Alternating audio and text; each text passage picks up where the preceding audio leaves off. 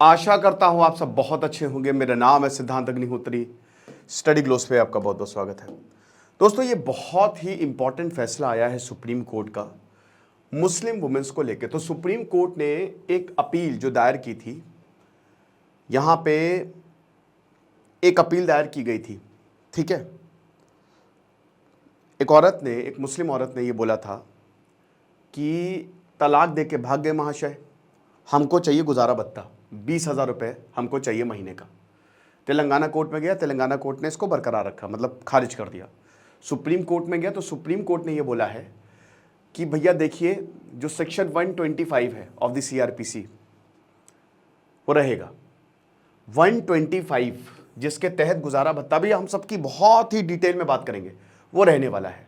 मुस्लिम personal law क्या है, एक एक चीज़ की हम बात करेंगे। पीपीटी वाइज ही चलूंगा क्योंकि आप अक्सर आपकी कंप्लेन रहते हैं कि सर आप टॉपिक से थोड़ा भटक जाते हो, तो मैं स्ट्रिक्टली पीपीटी वाइज ही चलूंगा। तो यहाँ पे यही बोला है कि जो सीआरपीसी है, आपको पता है कि अभी 3 लॉ आ गए हैं भाई। ये तो भारतीय न्याय सुरक्षा कानून है ना, भारतीय जो इंडियन एविडेंस एक्ट को लिया, भारतीय साक्ष्य कानून, ठीक है ना। तो फिर उसके बाद भारतीय न्याय संहिता आईपीसी और इंडियन एविडेंस एक्ट। आईपीसी 1860 में आया था और इंडियन एविडेंस एक्ट 1872 में आया था। हमने सुप्रीम कोर्ट के लॉयर शशांक वाजपेयी के साथ एक बहुत ही होलिस्टिक डिस्कशन किया था इन 3 लॉ को लेके। वो चैनल पे अवेलेबल है, लाइव डिस्कशन था वो, उसमें आप तीनों लॉ समझ जाएंगे बहुत अच्छे से। तो यहाँ पे यही बोला है कि भाई देखिए, इनको गुजारा भत्ता मिलेगा, बस under section 125 of the CrPC गुजारा भत्ता मिलेगा, चाहे जो भी हो जाए, हम इसके आगे कुछ भी नहीं सुनेंगे। तो सुप्रीम कोर्ट का साफ बोलना है कि कोई भी धर्म का हो, गुजारा भत्ता तो बेटा देना पड़ेगा, ठीक है। तो यही है। अब ट्रिपल तलाक आपको पता है कि वो ख़त्म किया गया, सरकार ने ट्रिपल तलाक लेके आया है, उस पर भी काफ़ी ज़्यादा विवाद है। तो बहुत सारी, खैर अभी हम उसमें नहीं जाएंगे, वो ऑलरेडी कई बार हमने लेक्चर लिया है। और अब ये जो फैसला दिया है जस्टिस मसी और जस्टिस नागरत्ना ने, तो उसमें बहुत सारी चीज़ें हमको देखनी है, स्पेशली अगर आप एक लॉ स्टूडेंट है। और जीएस पेपर 2 पॉलिटी के लिए सुपर इंपॉर्टेंट है। आमतौर पे आंसर राइटिंग के कोर्स बहुत महंगे आते हैं, हमने सिर्फ और सिर्फ 600 रुपये का एक कोर्स निकाला है, ठीक है। हम आपको इतनी प्रैक्टिस करवाएंगे आंसर राइटिंग के, आंसर कैसे लिखना है, किस तरीके से फ्रेम करना है, तो ये बहुत ही इंपॉर्टेंट होने वाला है आपके लिए। फटाक से कोर्स को अवेल करें। आज लास्ट डे है सेल का, उसके बाद ये कोर्स थोड़ा सा महंगा हो जाएगा, तो इसीलिए आप इस कोर्स को अवेल करें। 20 जुलाई से क्लास शुरू होगी और मैंने बताया कि आपको एक टेलीग्राम ग्रुप ज्वाइन करवाया जाएगा, उसमें आप आंसर भेजिए, आपका रियल टाइम आंसर हम चेक करके देंगे, ठीक है ना। तुरंत बताएंगे क्या गलतियां हैं। तो ये सारी चीज़ें हम करने वाले हैं। और हमारा लक्ष्य बैच भी लाइव है, तो लक्ष्य बैच को भी आप अवेल कर सकते हैं, ठीक है। सिर्फ 1 साल, वो 10,000 में हम 1 साल का कोर्स दे रहे हैं। और क्वालिटी आपको पता ही है हमारी कैसी रहती है। तो यहाँ पे जस्टिस बीवी नागरत्ना और जॉर्ज मसी ने ये बोला है कि देखिए, जो मुस्लिम औरतें हैं उनको मेंटेनेंस मिलना चाहिए, मतलब मिलेगा उनको maintenance under section 125 of the CrPC. तो ये एक सेक्युलर लेजिस्लेशन है, यानी कि भाई देखिए, धर्मनिरपेक्ष है, कोई भी धर्म के हों आप। क्योंकि देखिए, मुस्लिम 1937 में मुस्लिम पर्सनल लॉ आया, 1955 में हिंदू कोड बिल आ गया, जवाहरलाल नेहरू, तो बहुत विवाद रहा कि भाई आप हिंदुओं के लिए तो एक लॉ ले आए और मुस्लिम पर्सनल लॉ वैसा का वैसे ही है। फिर 1986 भैया राजीव गांधी तुष्टि के पेंडुलम के सवार हो गए, वो कभी मुस्लिम की तरफ झुकता, वो कभी हिंदुओं की तरफ झुकता, तो काफ़ी कुछ हुआ। राम मंदिर का ताला खुलवाने से लेकर शाहबानों के, सभी हम आगे बहुत अच्छे से बात करेंगे मुस्लिम पर्सनल लॉ की। तो वही है कि अगर आप डाइवोर्स हैं रिलीजियस पर्सनल लॉ के तहत, तब भी सेक्शन 125 आपके ऊपर एप्लीकेबल होगा। यानी कि अब ये आप इतना समझ लीजिए कि क्योंकि ये सुप्रीम कोर्ट का डिसीजन है, कोई चैलेंज नहीं कर सकता। तो अब अगर आपको कोई भी, आपका पति है, आपको तलाक दे रहा है, तो आप एलिमनी ले सकते हो, बस दैट्स इट, ठीक है ना। वैसे मुझे लगता है कि डाइवोर्स का प्रोसीजर बहुत लंबा होता है। मैंने काफ़ी अपने, मतलब मेरे दोस्त भी हैं और कुछ और भी जानने वाले हैं, एक 2-2, 3-3 साल तक डाइवोर्स चलता है। मुझे लगता है कोर्ट, देखिए भाई, जब 2 लोग सहमत नहीं हैं तो हम पूरा समाज क्यों उन पर मिलकर प्रेशर डाल रहा है। अगर 2 लोगों को साथ में नहीं रहना, ज़बरदस्ती कॉम्प्रोमाइज़ कर लो, भाई कॉम्प्रोमाइज़ ही करके आए हैं वो। जब इतने समय तक कॉम्प्रोमाइज़ कर रहे हैं, नहीं हुआ कुछ, तो अब क्या हो जाएगा, 3 महीने में क्या हो जाएगा।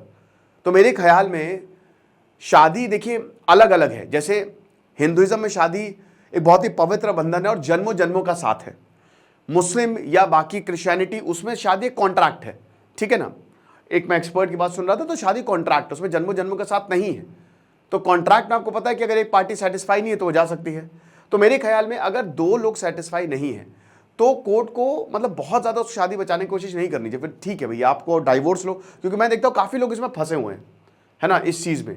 कई बार इन चीज़ों का मिसयूज़ भी होता है, मैंने देखा है, ठीक है। तो ये चीज़ हमको समझनी पड़ेगी। तो यहाँ पे एक ऐतिहासिक जजमेंट है ये, 22 साल पुराना जो लैंडमार्क प्रेसिडेंट, ये जो प्रेसिडेंट था, इसको एक तरीके से चेंज किया गया और एक बहुत डिबेट सी चालू हो गई कि भाई आखिरकार हुआ क्या है। तो प्रेजेंट केस यही है कि जो यहाँ पे एक औरत थी, उन्होंने मोहम्मद अब्दुल समद के खिलाफ एक याचिका दायर की और बोला कि इन्होंने ये 3 तलाक दे के निकल गए, तो हमको 20,000 रुपये महीने का भत्ता चाहिए। अब ये तेलंगाना हाई कोर्ट में गया और फैमिली कोर्ट डिसीजन पे पहले, ऐसे कोई भी केसेस होता है ना डाइवोर्स के, एलिमनी के, पहले फैमिली कोर्ट में ही जाते हैं, बट ये हाई कोर्ट में गया तो वहां पे इसको रखा कि हाँ भाई आप एलिमनी जो है आपको देनी पड़ेगी। अब यहाँ पे अब्दुल समद फिर पहुंच गए कहाँ पे, सुप्रीम कोर्ट, ठीक है ना, मतलब उन्होंने, तो अब अब्दुल जब यहाँ सुप्रीम कोर्ट में गए तो सुप्रीम कोर्ट का फिर ये डिसीजन था। सुप्रीम कोर्ट का ये डिसीजन था कि जो सेक्शन 125 ऑफ द सीआरपी से ये क्या कहता है, सबसे पहले समझिए कि भाई देखिए, किसी के पास अगर जैसे पति पत्नी की शादी हुई, पति सक्षम है, पति पैसा कमा रहा है, तो उसको अपनी वाइफ को, अपनी बीवी को गुजारा भत्ता देना पड़ेगा। लेजिटिमेट या इलेजिटिमेट जो बच्चे हैं, जायज या नाजायज जो बच्चे हैं, उनको पालक कैसे पालेगी औरत, तो आपको पैसा देना पड़ेगा अगर वो अपने आप को सपोर्ट नहीं कर सकते। तो जस्टिस नागरत्ना क्या क्या इंटरप्रिटेशन हम देख लेते हैं, दोनों के ही अलग अलग फैसले, निष्कर्ष यही है कि गुजारा भत्ता देना है, ठीक है ना। तो यहां पे बताया कि जो सेक्शन 125 है वो संविधान में एकदम उसका बेस है भाई, इक्वालिटी का बेस है, सोशल जस्टिस का बेस है, सामाजिक न्याय सबको मिलना चाहिए कि नहीं। और सबसे बड़ी बात, जो यहां पे परेशान हैं, जो अकेले हैं, जो डिसएडवांटेज्ड वुमेन हैं, उनको कौन देखेगा, आप तो छोड़ के चले गए तो आप ही तो देखोगे ना। जिनकी शादी हो गई, चलिए अब जैसे मुस्लिम पर्सनल लॉ में है कि इद्दत का पीरियड होता है, भी हम बात करेंगे, उसके बाद आप शादी कर सकते हो, लेकिन जब तक शादी नहीं तब तक आप पैसा तो दोगे ही, तो पैसा दो। जस्टिस नागरत्ना सेक्शन 125 सीआरपीसी को सेक्शन 15 सब सेक्शन 3 से भी जोड़ा, ठीक है ना, जो आर्टिकल 15 इससे भी जोड़ा और आर्टिकल 39 से भी जोड़ा, ठीक है, कि भाई इसमें अगर मान लीजिए कि आप नहीं जी पा रहे हैं तो ये आपका हक है, ये आपका अधिकार है। राइट टू इक्वालिटी में ये बेसिकली आता है कि एवरीवन इज इक्वल, तो सोशल जस्टिस का एक इंपॉर्टेंट पार्ट है। अब सोशल जस्टिस मेजर क्या है कि 125 ऑफ द सीआरपीसी जरूरी है सपोर्ट करने के लिए जो वल्नरेबल वुमेन है। मान लीजिए एक औरत पैसा नहीं कमा रही है, कुछ नहीं है, आपने निकाल दिया, बच्चे सही निकाल दिए, शाहबानो में यही हुआ था, ठीक है, 62 साल की थी, 5 बच्चों सही निकाल दिया। तो अगर मान लीजिए नहीं है तो आप पैसा दोगे, शादी तो कर ली तो पैसा भी आप दे दोगे। उसके बाद सेक्शन 125 सीआरपीसी, आप ध्यान से देखिएगा, ये 1986 का एक लॉ है, Muslim women protection of rights on divorce act, ठीक है, 1937 का एक मुस्लिम पर्सनल लॉ है जिसपे तब से बहस जो है वो चल रही है। अब यहां पे क्या है, यहां पे मुस्लिमों के लिए एक अलग लॉ है, एक स्पेशल लॉ है, ये आप कह सकते हो, ठीक है। ये कब आया, अभी हम इसकी भी बात करेंगे। उसके बाद 2001 का डैनियल लतीफी का जो केस था, उसमें यह था कि देखिए सेक्शन 125 एप्लीकेबल है डाइवोर्स मुस्लिम वुमेन के लिए, तो दे अपील्ड दिस, लेकिन इसमें ऐसा नहीं है कि 1986 को भी खारिज किया, नहीं, ऐसा नहीं है। तो बात इतनी सी है कि जो सेक्शन 125 ये एक वाइटल रिकोर्स है ताकि फाइनेंशियल सपोर्ट मिले औरतों को, डाइवोर्स वुमेन को, और ये कॉन्स्टिट्यूशनल जो हमारे प्रिंसिपल है उसके साथ जाता है। अब ये बहस क्यों हो रही है, इसकी इतनी चर्चा क्यों हो रही, क्यों डिसीजन ऐतिहासिक है, क्योंकि शाहबानो 1978 में, 1978 में शाहबानो ने अपने पति के खिलाफ केस दायर किया था सेक्शन 125 में, ध्यान दीजिएगा, कि भाई हमको गुजारा भत्ता मिलना चाहिए, क्योंकि हमको तलाक देके छोड़ दिया और हमको कुछ भी नहीं मिला, हमारे 5 बच्चे, तो हमको गुजारा भत्ता आप दीजिए, ठीक है। तो मोहम्मद अहमद खान उन्होंने बोला कि देखिए हम इद्दत पीरियड तक ही देंगे। अब इद्दत पीरियड क्या होता है, 90 दिन, यानी कि 3 महीने तक ही आपको हम गुजारा भत्ता देंगे, और 3 महीने बाद ना आपसे हमारा रिश्ता, ना हमारा आपसे रिश्ता।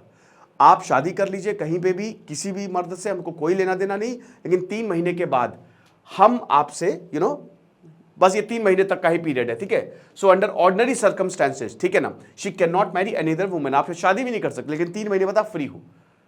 ओके, ये चीज है। अब शाह बानो केस, इस केस जब ये कोर्ट में गया तो कोर्ट ने बोला कि 500 रुपए का आपको भत्ता देना है। यहां पे जो शाह बानो के हस्बैंड थे उनको कहा कि 500 रुपए का भत्ता दीजिए।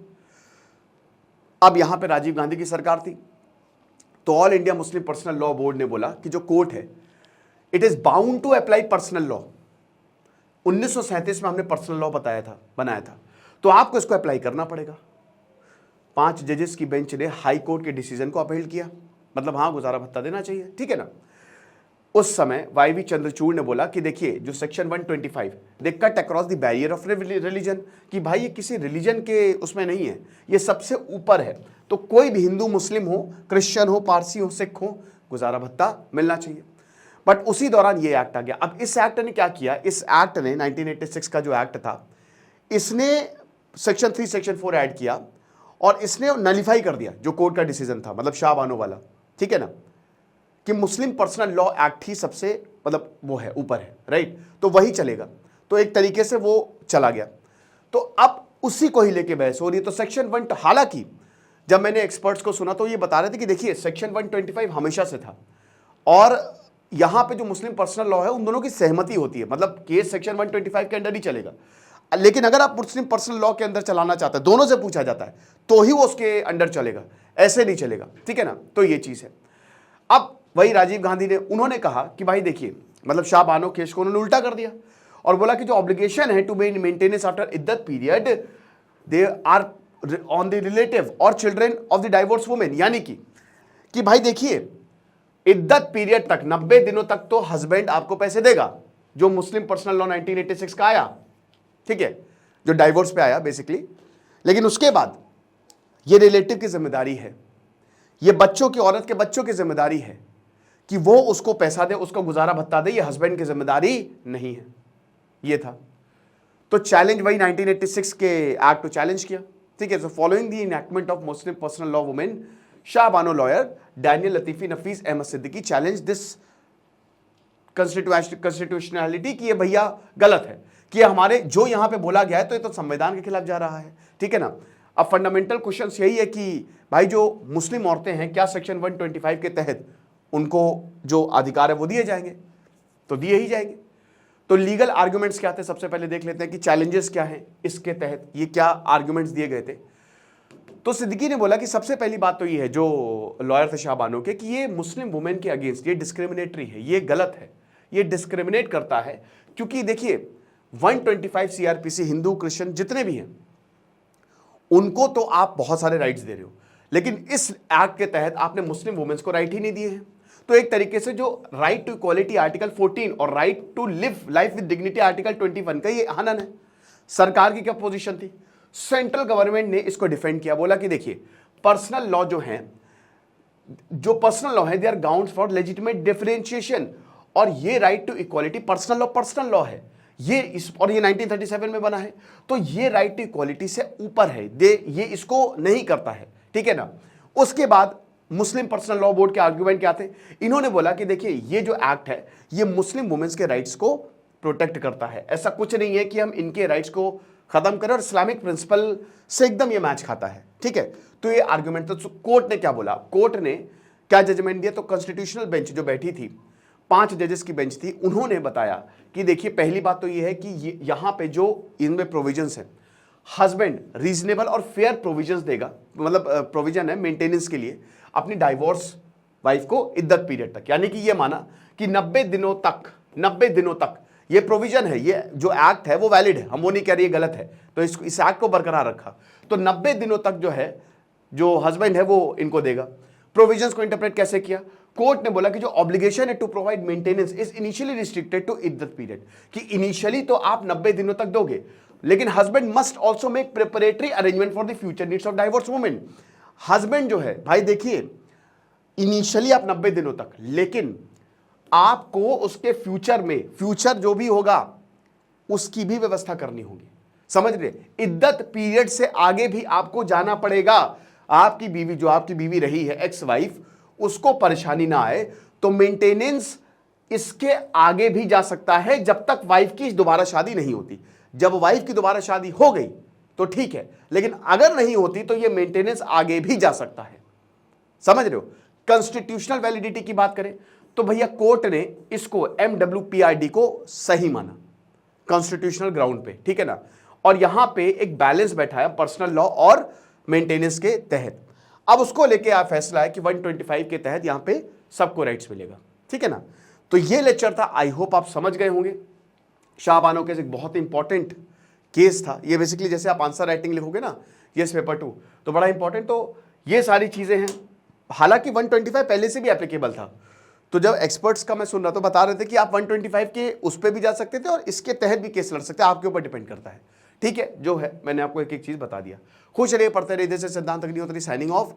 और आंसर राइटिंग भाई ऐसे ही आंसर राइटिंग आपको करवाएंगे कि मजा ही आ जाए। समझ रहे हो? आ जाओ, बस कोर्स को ज्वाइन करो। Thank you so much.